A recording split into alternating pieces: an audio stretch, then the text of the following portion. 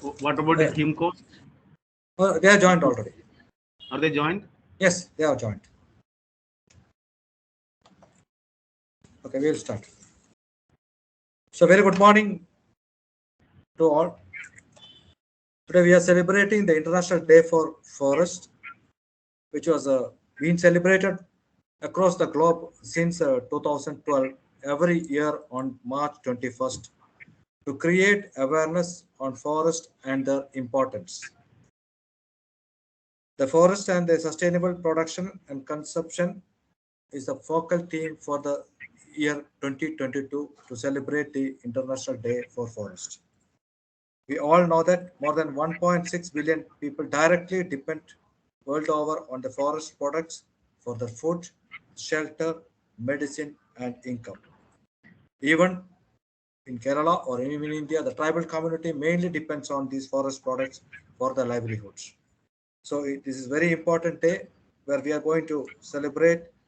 We are going to create awareness on the forest producers, or the forest ecology of Kerala, as well as the forest ecology of the Himalaya, especially in the Himachal Pradesh. We have with us Dr. S. Pradeep Kumar, the Member Secretary of Kerala State Council for Science, Technology and Environment, who has been instrumental in promoting the activities of Envy Center as well as the activities of KSCST for a long time. He has been actively involved in the activities of Envis right from joining as Member Secretary and heading the activities of the council also to make that council one of the best councils in the country. And I welcome Dr. S. Pradeep Kumar, who is going to inaugurate the program. Sir, a hearty welcome to you. We have with us the Joint Member Secretary of Himachal Pradesh State Science and Technology Council, Sri Satpal Dim, who is also the coordinator of the Envy Center, Himachal Pradesh. I welcome Sri Satpal Dim to this program. We have with us two eminent speakers, Dr. Vinit Jistu, who is a scientist at the Himalayan Forest Research Institute, Shimla, and Dr. A.V. Rekhu, a senior scientist at Kerala Forest Research Institute, Pichi, Thrissur. I welcome both the speakers to this program. I also welcome the my colleagues from KSCST, Dr. Priyanka Sharma from Himachal Pradesh State Science and Technology Council, and all other participants to this program. Once again, I welcome you all and I request the Honorable Member Secretary to deliver the inaugural address. Sir, please. Thank you, Dr. Harinarayanan. Very good morning to one and all. Sri Satpal Dhim, Joint Member Secretary of HIMCOST and Envis Coordinator. Dr. Harinarayanan, Principal Scientist and Envis Coordinator of Kerala. Dr. Vinit Jistu, Scientist, Himalayan Forest Research Institute. Dr. A.V. Rekhu, Senior Scientist, Kerala Forest Research Institute. Dr. Priyanka Sharma, HIMCOST. My dear colleagues, friends, and dear participants. It is indeed a great pleasure to associate with the authorities of HIMCOST and the Ministry of Environment, Forest and Climate Change, Government of India, as part of the Ek Bharat, Shresth Bharat program. As you all know, Ek Bharat, Shresth Bharat program aims to enhance interaction and promote mutual understanding between people of different states and union territories through the concept of state pairing. The very basic idea is sustained and structured cultural connect between people of different regions.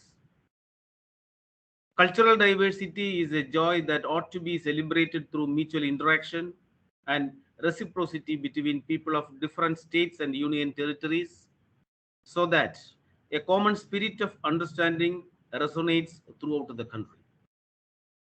Every state and union territory in the country would be paired with another state for a time period during which they would carry out a structured engagement with one another in the spheres of language, literature, festivals, cultural events, tourism, etc.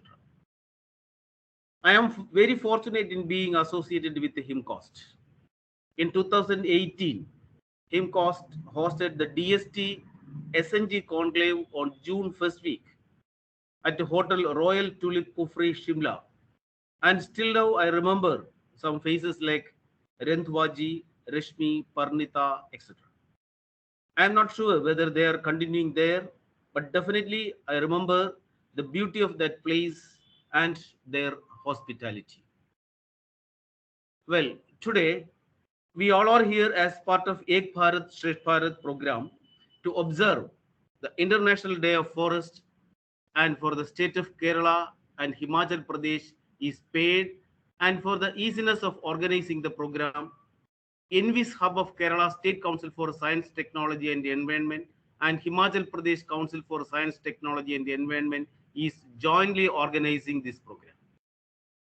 The UN General Assembly proclaimed March 21st as the International Day of Forests in 2012 to commemorate and raise awareness of the significance of all types of forests.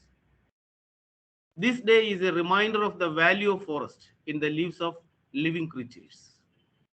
On each International Day of Forests, countries are engaged to undertake local, national, and international efforts to organize activities involving forests and trees, such as tree planting campaigns. This day celebrates and raises awareness of the importance of all types of forests.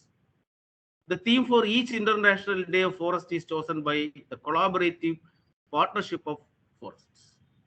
The slogan for the International Day of Forest 2022 is Forests and Sustainable Production and Consumption. The beauty of this program is surely the observance of International Forest Day in the purview of Ek Bharat Shresth Bharat program envisaged by Ministry of Environment, Forest and Climate Change, Government of India.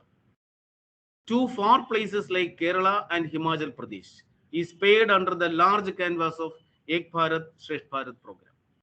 The very objective of this is the promotion and exchange of ideas and keep the vibrancy of the relations. In this context, by keeping the spirit of observing the International Forest Day and the Ek Bharat Shresth Bharat program together with a view of the Western Ghats forest cover and the Himalayan forests, both very significant holding of rich biodiversity and endemism. I take the privilege of inaugurating this auspicious program and wish all success to this and also to the Ek Bharat Shresth Bharat program. Thank you. Thank you all. Thank you very much, sir. Now we have Sri Satpal Dim, the Joint Member Secretary of HIMCOST and Joint Member Secretary of Himachal Pradesh State Council for Science, Technology and Environment, and who is also the coordinator of Envis Hub at Himachal Pradesh. Sir, please. Thank you, Dr. Harinarayanji. I hope I'm audible to everyone. Yes. Yes. Yeah. So very good morning to all of you on the occasion of this International Day of Forests. So extend a very warm welcome to Dr. S. Pradeep Kumarji, Member Secretary, Karnataka, Kerala, Kerala Council for Science, Technology and Environment. And I also welcome and extend my greetings to Dr. Vineet Jistu, who is a renowned scientist from Himalayan Forest Research Institute in Shimla itself. Dr. A.V. Raghuji, senior scientist from Kerala Forest Research Institute. Dr. P. Harinarayanji, principal scientist, Kerala Council for Science, Technology and Environment. My colleagues from Himachal Council for Science, Technology and Environment, Dr. Randhawaji, Principal Scientific Officer, Madam Priyanka ji, all the scientists of the councils and the audience. So once again, I want extend a very warm welcome to all of you. So on this occasion, I would like to mention a few points, as far as Himachal is concerned. So the Himachal is a small state if we compare it with Kerala. So and we the area of Himachal is, 55,673 square kilometers. Though it's a small state, but it is quite significant because of its location in the Western Himalayan region. So the state's forest area is, about 67% of the total geographical area. And the forest cover, as per the status of Forest Survey report, is 27.72%. So the Himachal government has set a target to bring about 30% of its area under forest cover by 2030. So all the efforts which the state government is making through the forest department or through the public participation is towards achieving this target. And each year, the state is targeting to, carry out plantations over 12,000 hectares. And this area is going to increase each year with massive involvement of public, schools, NGOs, citizens, and more than 1 crore seedlings they are planted each year. So that's a sort of a massive plantation campaign which happens across the state during the monsoon season, because here the plantation is carried out during July and August, and then during the winter season as well. So some of the schemes which I would like to mention here, which are prominent ones, these are Vidyarthi Van Mitra Yojana, which is a scheme for the school children where a forest area in the vicinity of a school is allocated to the school for carrying out plantation activities by the school children, by the students. Then we have a scheme, Jan Samriddhi Yojana, which is basically for those people living in the high altitude areas where we have the medicinal plants. Those who are the actual users or collectors of medicinal plants. So some forest area is allocated to them through the biodiversity management committees, and they can cultivate the medicinal plants. So the another scheme is Van Sambardhan Yojana, and then we have one more scheme, Buta Beti Ke Naam. So this is a new scheme which was launched 2 years back. So when a girl child is born, so their parents are given tall plants with the planting kit, and these plants they can either plant these trees in their backyards or maybe in the nearby forest areas in the name of their that girl child. So these are some of the initiatives which I wanted to highlight. So potentially about 30%, 38% area in Himachal can be brought under forest cover. And about 29% area is above tree line, and most of it remains under snow. So meaning thereby it cannot be brought under tree cover. So one more thing which I wanted to highlight is Himachal has made a pioneer effort in rationalizing the boundaries of national parks and sanctuaries. And this process was initiated in the year 2004. And it was finally culminated in the year 2014. So this was a pioneer effort, and out of 800 villages which were actually located within the boundaries of national parks and sanctuaries. So by doing this exercise, out of 803, 775 villages were excluded by re-notifying the boundaries. And by doing this exercise, more areas of ecological significance, they were brought under the protected area network. So as of now, in Himachal, we have 5 national parks, 26 wildlife sanctuaries, and 3 conservation reserves. And about the total area which is under the protected area network is 15% of the geographical area, which is totally sanctum sanctorum. No activities, no commercial activities are allowed in these areas. So, which is a very high if you look at the national average of which is 5%. So, in Himachal, we have Great Himalayan National Park, which is declared as the UNESCO's World Heritage Site. And it is also known as a representative area for the Western Himalayan flora and fauna.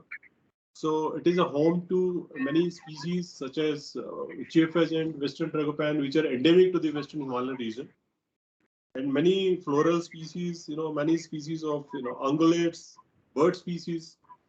So so this area is important for us as far as the conservation of western Himalayan flora and fauna is concerned. So one more thing which is important here, because we are here to celebrate the International Day of Forest. So in Himachal, probably this is true for rest of the states as well. There's regulations of felling of trees over private lands. So they are very strict. Even if you are growing trees on private lands or over your agricultural land, so you need to have permissions from the forest department. So the government has, realized that there is no point of putting restrictions for cutting of trees which are grown by the local people on their private lands. Because if you don't allow them to cut the trees, why they should grow those trees on their private lands? So in the first place, they will not allow them to grow. So what Himachal has done is that we have relaxed felling permissions in respect of 24 species. So the 24 species which are grown on private lands, they have been relaxed, they have been brought out of the preview of felling permissions, and for the export permit also. So people can sell these trees, and they can fell these trees without seeking permissions from the forest department. So this step has been taken basically to encourage people to grow more and more trees on their private lands. So this will not only help to enhance the forest cover, but also improve their economies. So these are some of the incentives which I wanted to highlight or share with the Kerala colleagues. And I thought I should mention all these things, all these initiatives on this occasion. So I'll not take much of your time. So once again, I extend a very warm welcome to all of you. Thank you so much. Thank you, sir. Now we will move on to the technical session. We have with us Dr. Vineet Jistu. Dr. Vineet Jistu is a field botanist specialized in high altitude Himalayan flora, who conducts a wide range of research at Himalayan Forest Research Institute.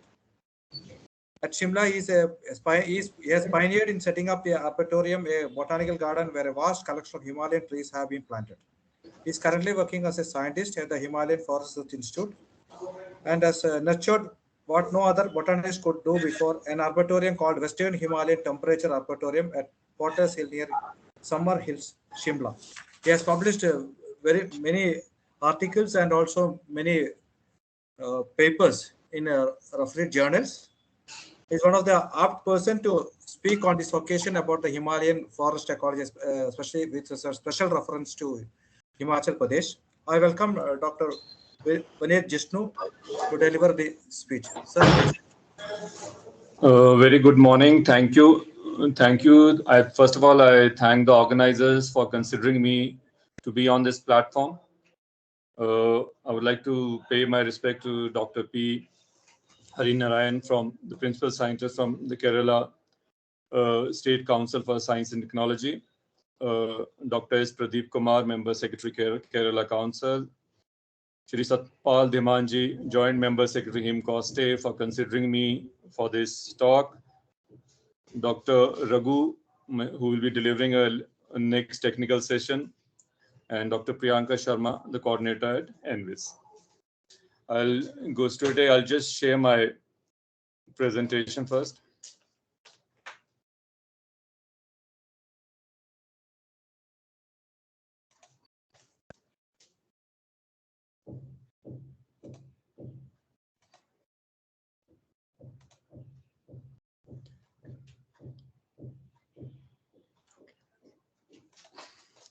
Is my screen visible, sir?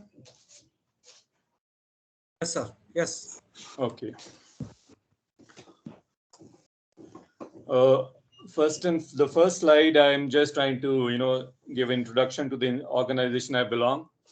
I'm working at the Himalayan Forest Research Institute, Shimla, which comes under the Indian Council of Forestry Research and Education, based at Dehradun headquarters. And our campus is in just the outskirts of Shimla, called Panthagati. And I'm here, I'm working here as a field botanist. I consider myself a field botanist who practices taxonomy. My main projects, my area of study is the cold deserts of Lahaul Spiti and the Trans-Himalayan Ladakh. I've been working here for almost 30 years in this region, and I have a very interesting project on global warming in the high Himalayas on the tree line. So today we are here for the International Day of Forest, and each year, like the in the inaugural address, it was said that the theme is given by the Collaborative Partnership of Forests. We have a specific theme on which we focus. This year theme is Forests and Sustainable Production and Consumption. This day is a global celebration. It's basically a platform to raise awareness of the importance of all type of forests, a platform to raise awareness on how forests provide a wide array of contributions. And it's a celebration. We celebrate the ways in which they sustain and protect us. Some facts about forests I'd like to put up here is that forests and its resources are among the most mismanaged resources globally, partly because they are seriously undervalued, and many of the environmental benefits are not captured by the market values. Moreover, the uncoordinated policies related to agriculture, energy, mining, transportation, and so on also affect the forest cover and the habitat of species. Forests have a very critical role to play in the green growth, which we talk much about these days. Forests can help meet the growing demands for food, fiber, biofuel, shelter, and other byproducts, as the world population is supposedly to be increased by 9 million as per the World Bank study by 2050. Because forest sources are renewable and store carbon as they grow, they also have the potential to reduce the greenhouse gas emissions and mitigate climate change. In fact, forests will play a major role in mitigation of carbon. The forest sector is also an important source of both formal and informal jobs, particularly in remote areas where there are very few economic alternatives. They are home to about 80% of the world's terrestrial biodiversity, and about 1.6 billion people depend directly on forests for their needs. In fact, 1 in 5 people depend on them for subsistence and income generation. It is a safety net. And globally, we are losing 10 million hectares of forest each year, about the size of Iceland. And that is a very worrying issue. The forests have been invisible, contributors. They've been helping us in a very invisible way. When we breathe, drink water, write on a notebook, take medicine, or build a house, we do not always make the connection with forests. We take these things for granted. And yet these and many other aspects of our lives are linked to forests in one way or the other. They've been our soldiers, for the environment, our quiet helpers, have been secretly playing a bigger role in our day-to-day life, a key role that we miserably fail to even recognize, and they've been providing valuable ecosystem services to us. You can consider them as supermarkets, life insurance against hunger, water fountain, because the rivers and streams, they have their sources in the forest. They act as filters and provide us with clean water. Energy, 1/3 of the world's population use wood as a source of energy. They are superheroes in their fight against climate change. They're making cities more sustainable, naturally cooling air and removing pollutants. They are carbon sinks, absorbing the equivalent of roughly 2 billion tons of carbon dioxide per year, as well as recreation. They are stress relievers, the trees, because this nature-based tourism has increased 3 times in the last few years. The forests too have a big role in healthy watersheds, because well-managed forests provide benefits to urban populations, like the catchment forest I'm showing you of Simla here, which was giving high-quality drinking water a few decades ago. But since the population has increased manifold, it is not sufficient, and other means of drinking water are being ventured into. They support native biodiversity, control floods, and protect soils and reduce erosion rates. When we look at forest as a natural capital, we take forest resources as free gifts of nature, and hence we do not treat them as capital. This is mainly because the lack of understanding of the true role of forests in our well-being, which has led to degradation of this very important resource. Today, I'll focus on mountain forests, mainly of the West and the Northwest Himalaya, in a changing environment, realizing the values, challenges, and community involvement. We must realize that there are a lot of trends in the mountain forest in the present today. Not a lot has changed for the last 4 or 5 decades. Considerable changes are taking place in these forests as a result of overgrazing, pathogens, fire, and direct transformation of forests into other uses, such as plantations, agriculture, horticulture. Horticulture, mainly in the Himachal, is a big trend. If I show this, you can see the middle of the forests are open to plant apple trees, and a lot of area has gone into this. In fact, as per the data given to the High Court of Simla, more than 16,000 encroachment cases were registered, and it amounted to almost 6.80 lakh bighas of land, which was converted from forest to. So this is a very big issue. Then development is contributing to forest loss, and Himalayan forest is facing an unprecedented onslaught of development. This large-scale construction, deforestation, and pollution are taking a toll on its pristine ecology. Projects such as dams, hydropower plants, roads, tourist infrastructure, and urbanization are coming up in a big way. And you can see the slide speaks for itself. I do not need to say anything, how much destruction it's causing to the forests. Today, globally, the world is facing numerous and severe environmental, social, and economic challenges. To address these, the United Nations General Assembly adopted the resolution Transforming Our World, the 2030 Agenda for Sustainable Development in September 2050.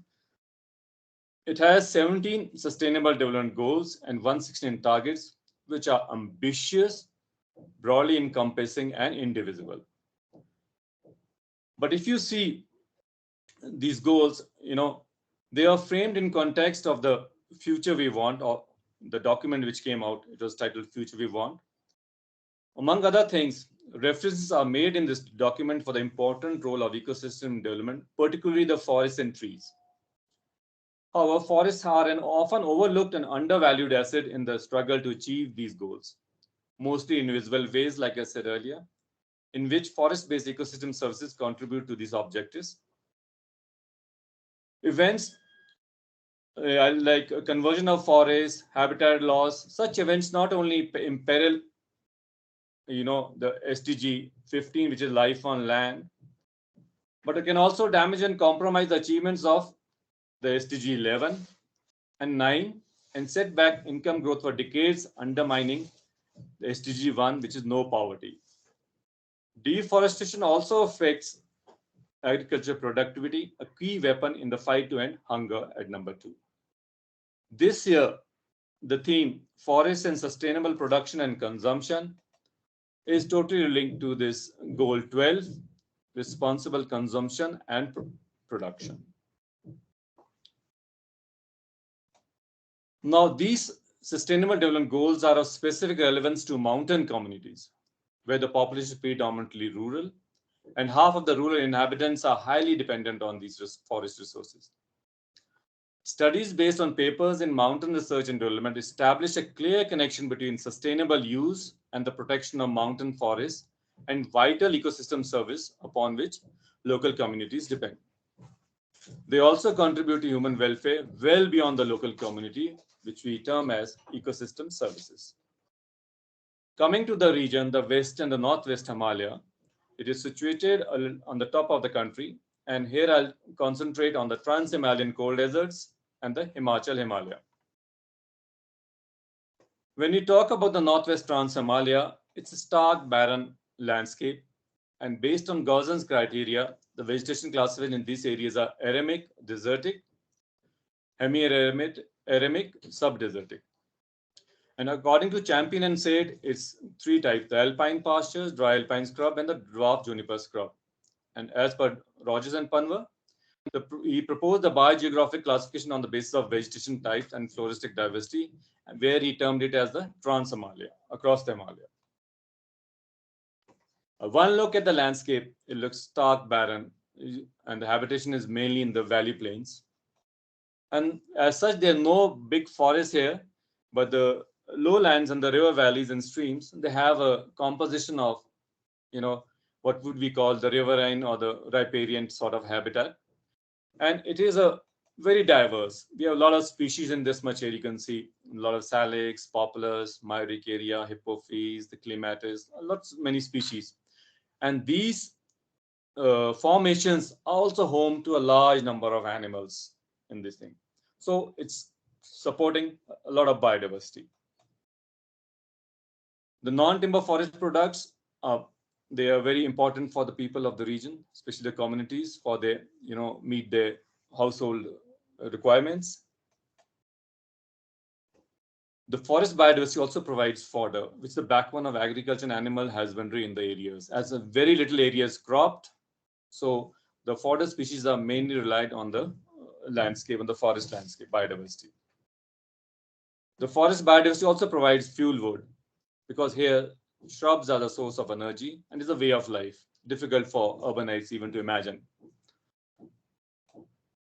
Coming to the Himachal area, the region is very botanically very unique, sustaining unique flora, because if you see the altitude of the state, it goes from 300 meters ASL to more than 6,000 meters.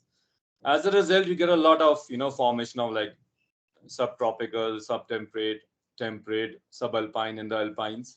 So this gives a unique flora to the region. You can see the habitat diversity gives a wide array of forest types in the state. Coming to the vegetation, major forest formation as per the classical Champion and Said, we have the subtropical, the temperate, the secondary grasslands, the temperate scrub. We have the temperate broadleaf moist deciduous forest, the temperate broadleaf conifer mixed forest, the subalpine, and the alpine at the top. You can see a glimpse of, the alpines,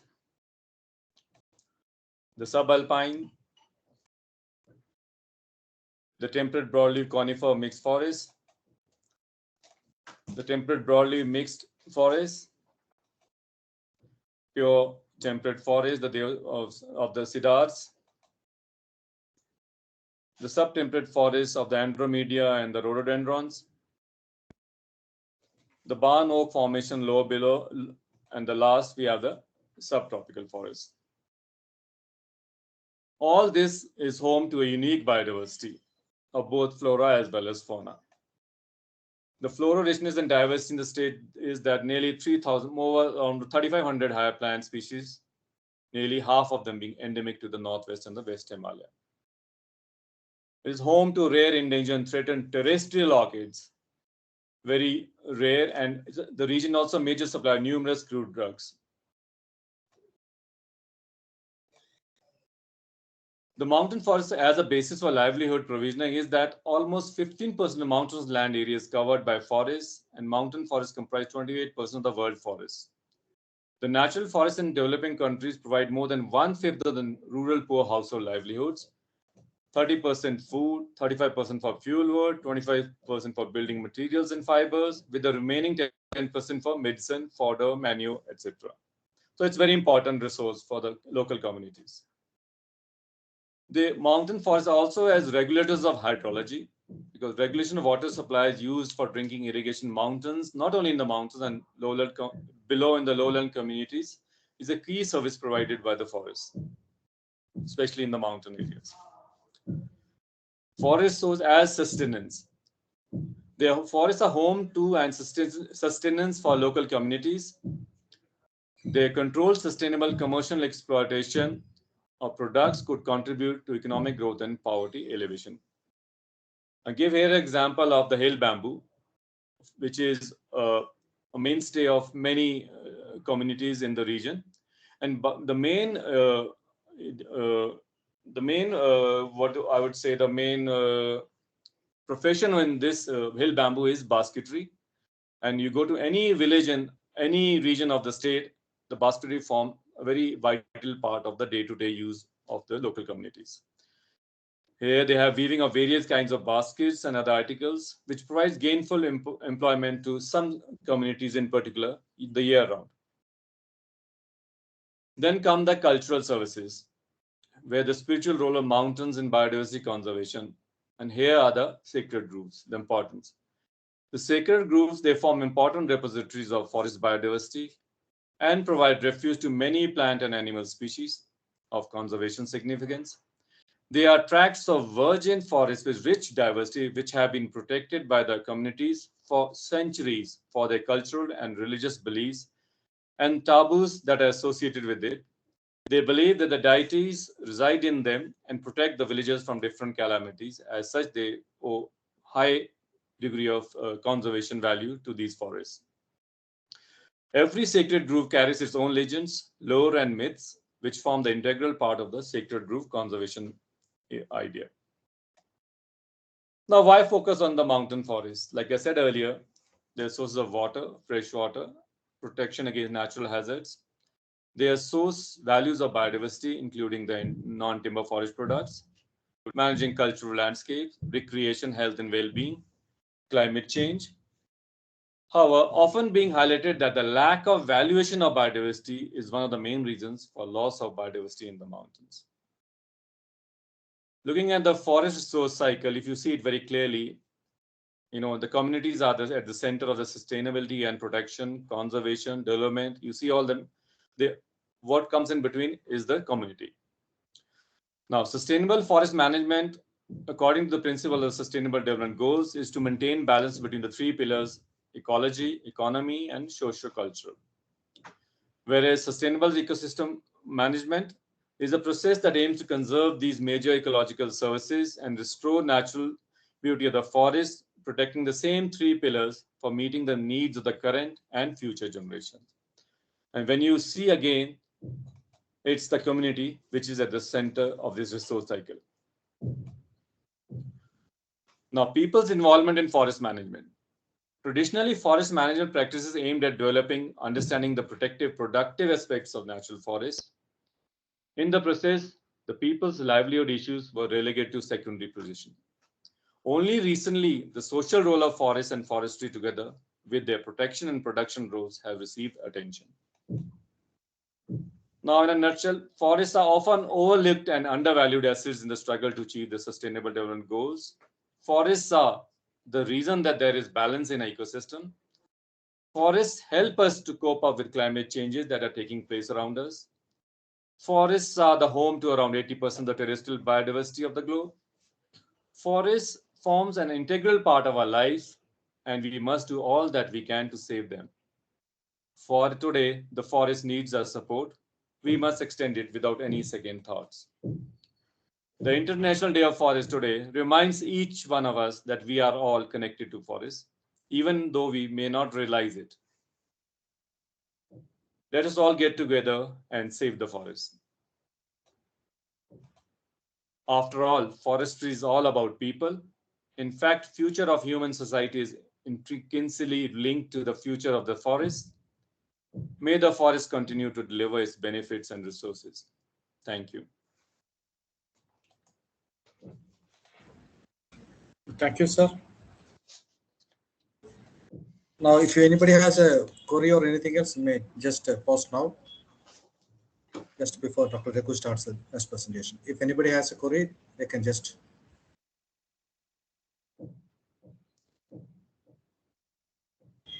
If not, we will continue with the next presentation. And afterwards, we'll have a discussion. So we have the second speaker with us, Dr. A.V. Raghu, who is again a master degree holder in plant science and a PhD in botany from University of Calicut in 2006. He worked as a scientist at Center for Medicinal Plants Research Center, Aryavedhyashala, Kottakkal, from 2002 to 2010. And in 2010, he joined as a scientist at Kerala Forest Research Institute.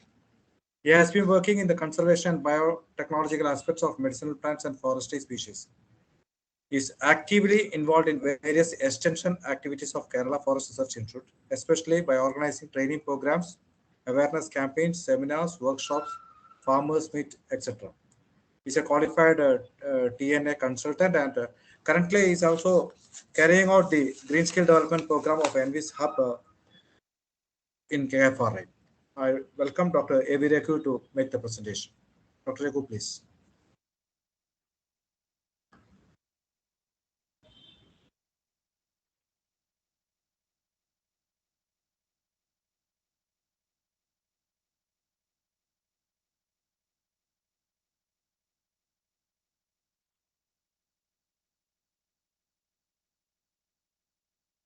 Okay.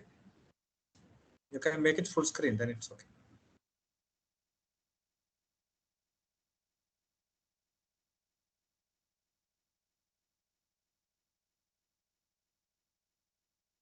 Yes.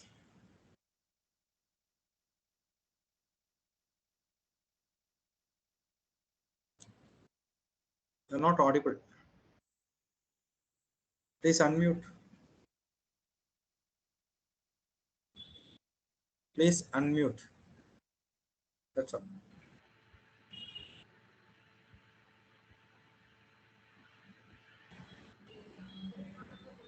I think now it's okay. Yeah, now it's okay. Now you can, okay, now it's completely okay. Okay, Yeah. thank you.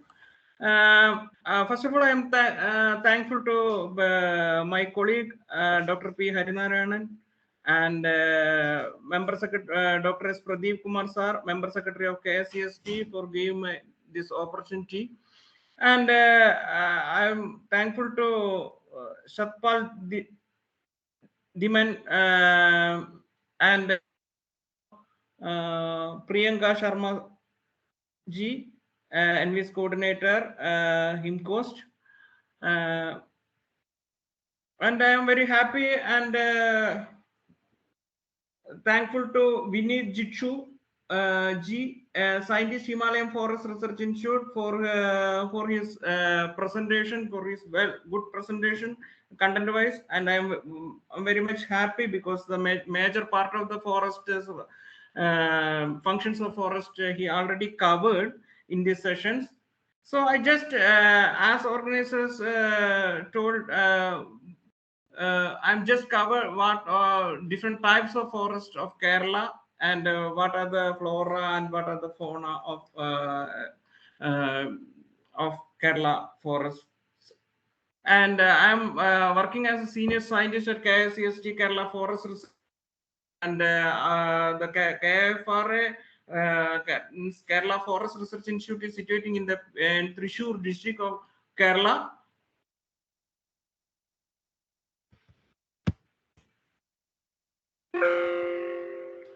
Now, these are all already Vineet Jitshu already discussed. The forest is the community of trees, shrubs, herbs, and associated plants and organisms that cover a considerable area.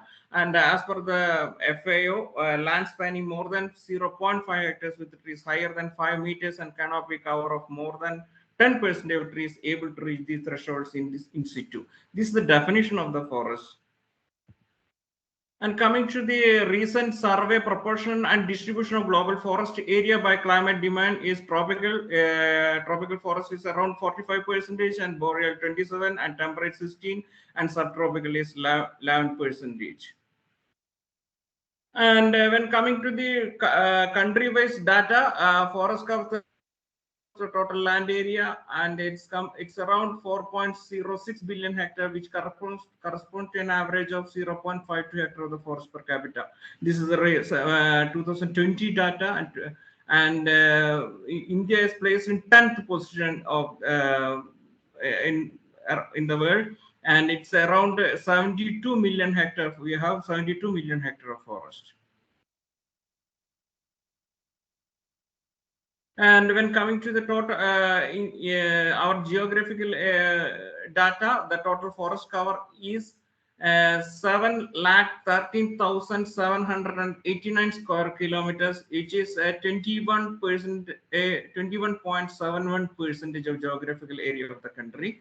And this is a recent data, and it's very the classification forest covers when coming to the classification, very dense forest, dense forest, open forest, total forest cover, and scrub, and non-forest, and total geographic area is, as I told, is 32,087 and 469.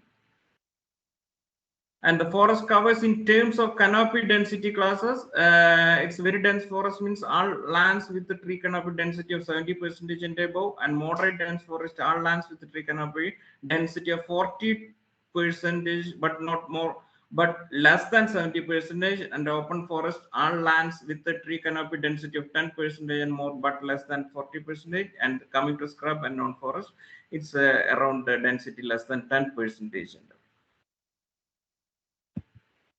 These are the major, as per the these are the major forest types of India. It's already been discussed. And coming to the Western Ghats, the Constituent Range is a hill running almost parallel to the Arabian Sea. It's 1,600 kilometers mountain range, and it covers the states like Kerala, Tamil Nadu, Karnataka, Goa, Maharashtra, and Gujarat, covering approximately 1,40,000 square kilometers, 12th hotspot among the 14th hotspots of the world, and one of the world's 8 hottest hotspot of the biological diversity, older than Himalayas, important and UNESCO World Heritage Site. 325 globally threatened flora, amphibian, reptile, and fish species. And we'll come into the more details of the Western Ghats. About 40 lie in Kerala. That's 450 kilometers approximately. Western Ghats covers 56% of the total geographical area of the Kerala, nearby 21,856 square kilometer, and 41 rivers of Kerala originate. Highest point in the Western Ghats is Anamudi in Idukki district, Kerala. When coming to the Kerala for land use pattern, these are the Kerala land use pattern. In this, you can see that 1,082 hectare forests are there. And the recorded forest area is 21,144 square kilometers. It's 54.42 of the Kerala's geographic area, and 5 national parks are there, and 6 sanctuaries are there, and we have 2 biosphere reserve and 1 community reserve. Kerala, a narrow strip of land wedged between the Western Ghats of the east and the Arabian Sea of the western, and forests in Kerala organized together by the state geography, soil structure, climate, wind direction, elevation from mean sea level, and rainfall pattern. Forests of Kerala are included in the group of Indo-Malayan tropical rainforest. From the coast mangrove forest to high-range shallow forest, 32 different forest types are seen in Kerala. Each of them are unique with its wonderful biodiversity, storehouse of natural evaluation. These are the different forest types of Kerala and its approximate area. Tropical wet evergreen forest and semi-evergreen forest is 3,299 square kilometer, and then tropical moist deciduous forest is 4,100, and tropical dry forest is 100 square kilometers, and mountain subtropical temperate shola is 70 square kilometers, and plantation is 1,791 square kilometers, and grassland is 40. These are the different types of forest we broadly classified into evergreen forest, semi-evergreen forest, deciduous forest, shola, and grassland and mangrove.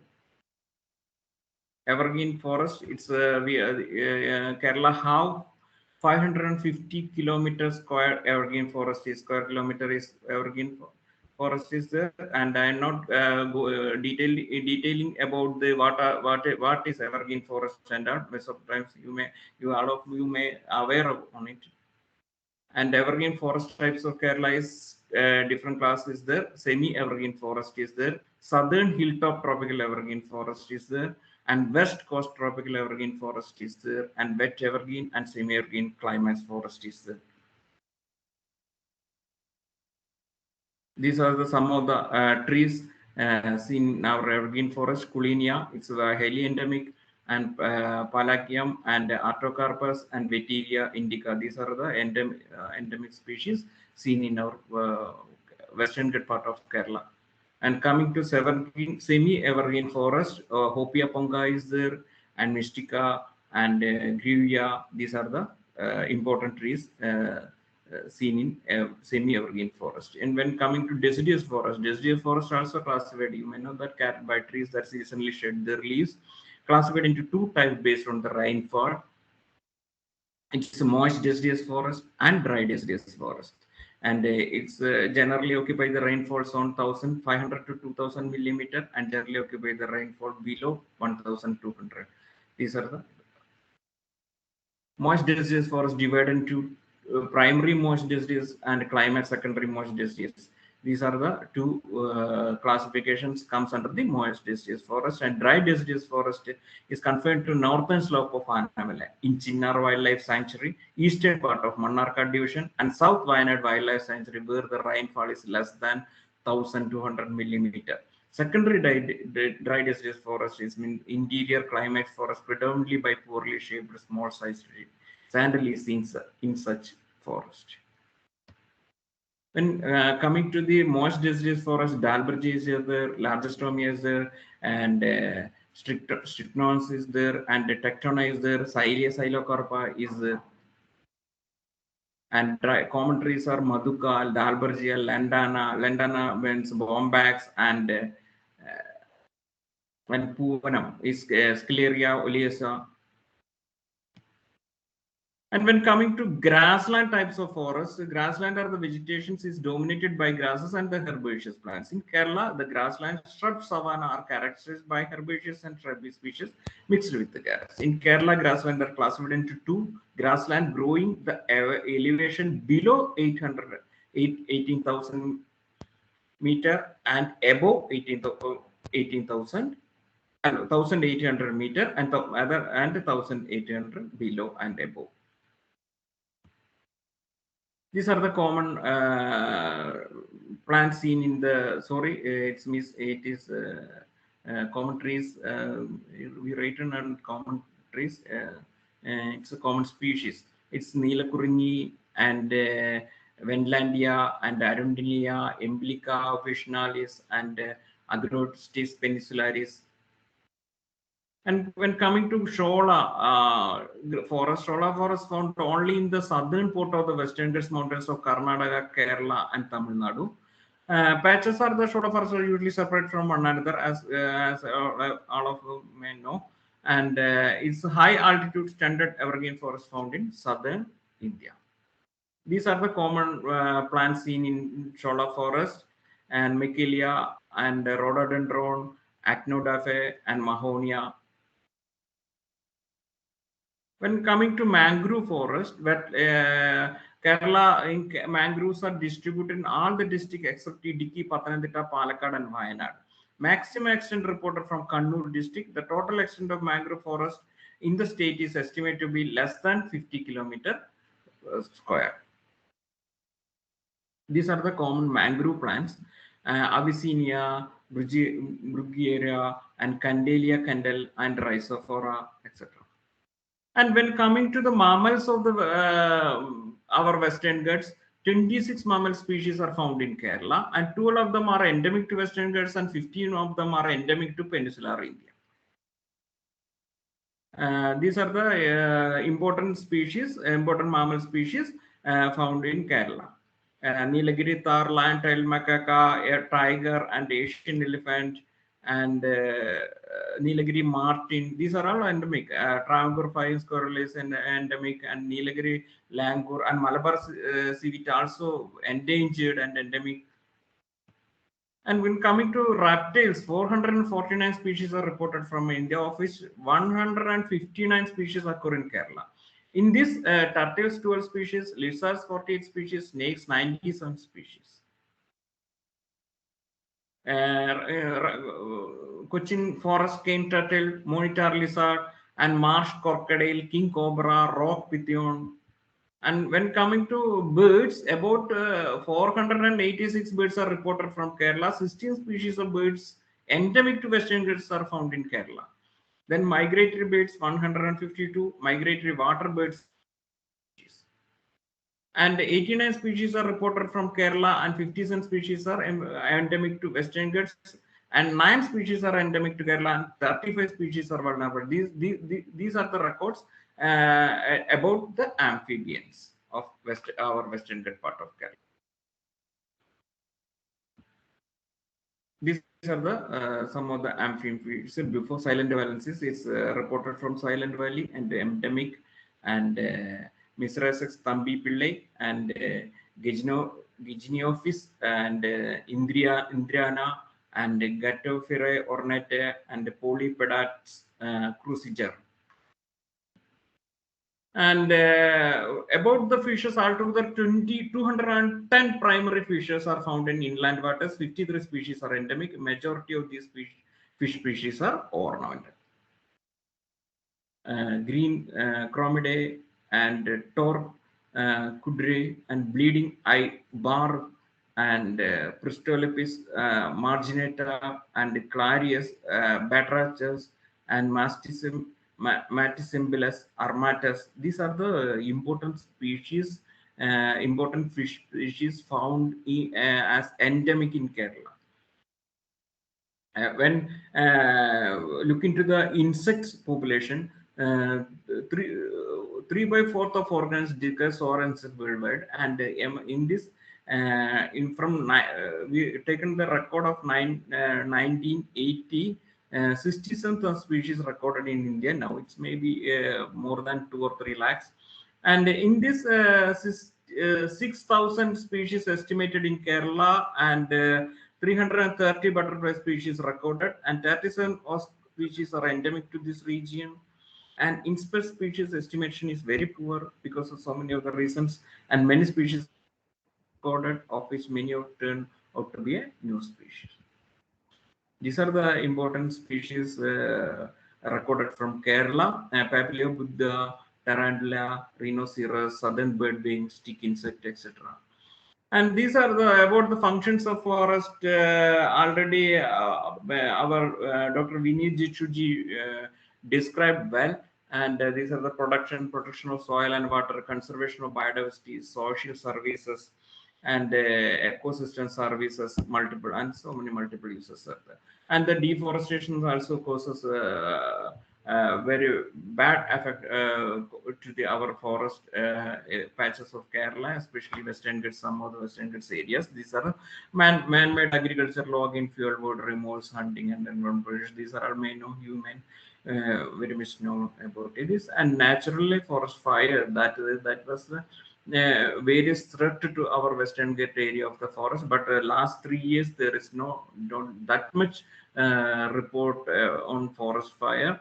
But we are so taken enough precautions to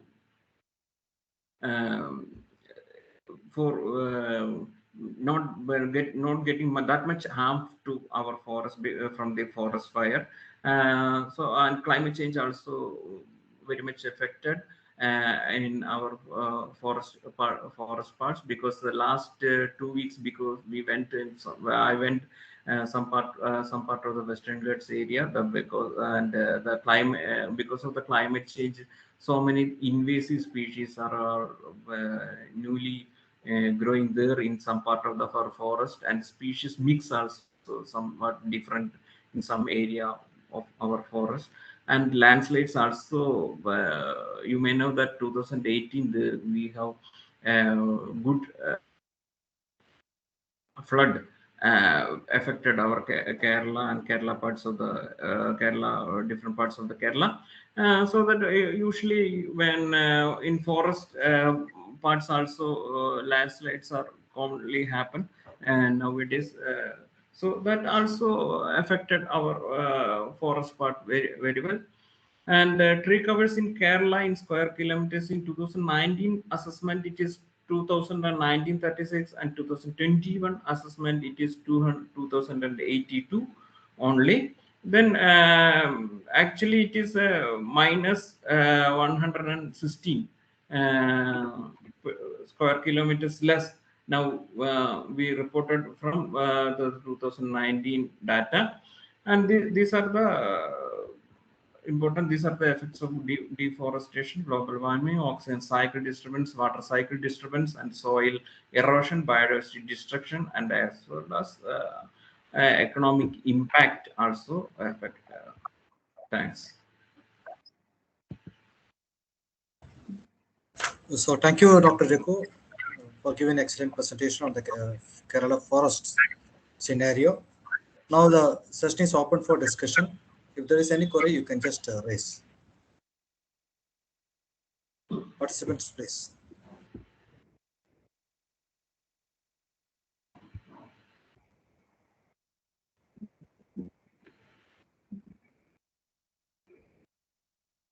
You can just unmute yourself and raise the questions.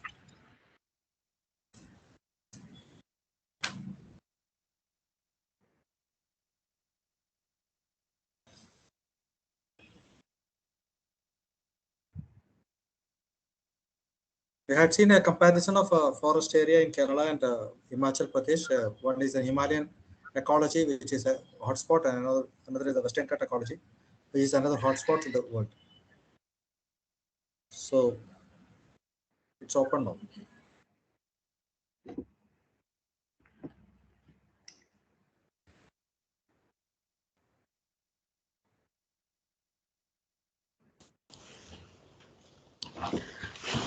Hello, good morning, sir.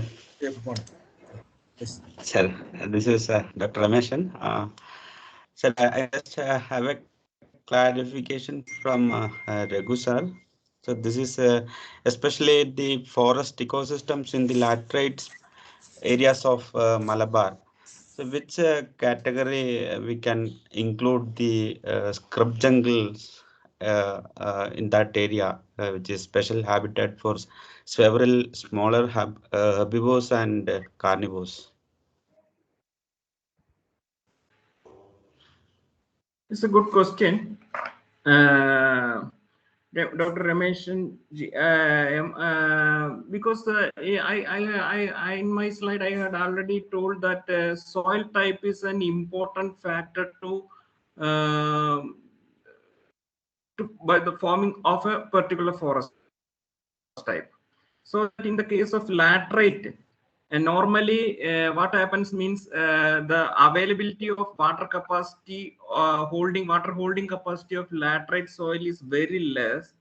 So that what happens means normally the dry deciduous nature of plant can sustain very well in that particular ecosystem. So in normal case, you may know that in Kerala, the Malappuram area and other parts of the Kerala where the laterite is seen very much, we can see the dry deciduous species like, and some other dry disease species are also abundantly seen in that particular area. This is only because of that particular soil type. But sometimes there are enough rainfall will be there. But what happens means the capacity of water holding capacity of that particular soil type makes that particular ecosystem into the dry deciduous nature. At the same time, you can also think about the even our particular ecosystem are the sacred grooves, because there are enough water and water holding capacity of soil, so that we can see that patches also there. This because difference will be seen in Kerala, all the part of the Kerala, because it is usually happens because of the soil types and as well as the and wind.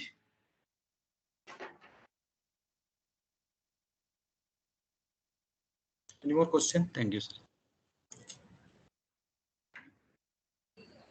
Any more?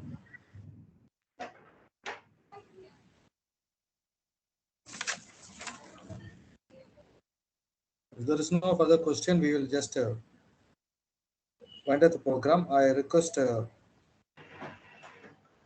Dr. Priyanka Sharma, who is the coordinator of the NVIS Center, who is in charge of the NVIS Center in Himachal Pradesh, to propose word of thanks. Madam, please. Thank you, sir.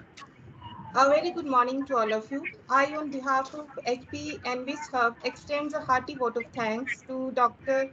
S. Pradeep Kumar, Member Secretary, Kerala State Council for Science, Technology and Environment, and Shri Satpal Thimanji, Joint Member Secretary, HP Council for Science, Technology and Environment, to take out time for gracing today's webinar.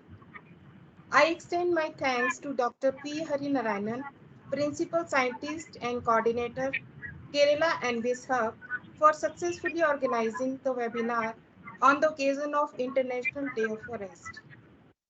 I also extend my thanks to Dr. Vineet Jishtu, Scientist, Himalayan Forest Research Institute, and Dr. A.B. Raghu, Senior Scientist from Kerala Forest Research Institute, for delivering excellent and very informative presentations.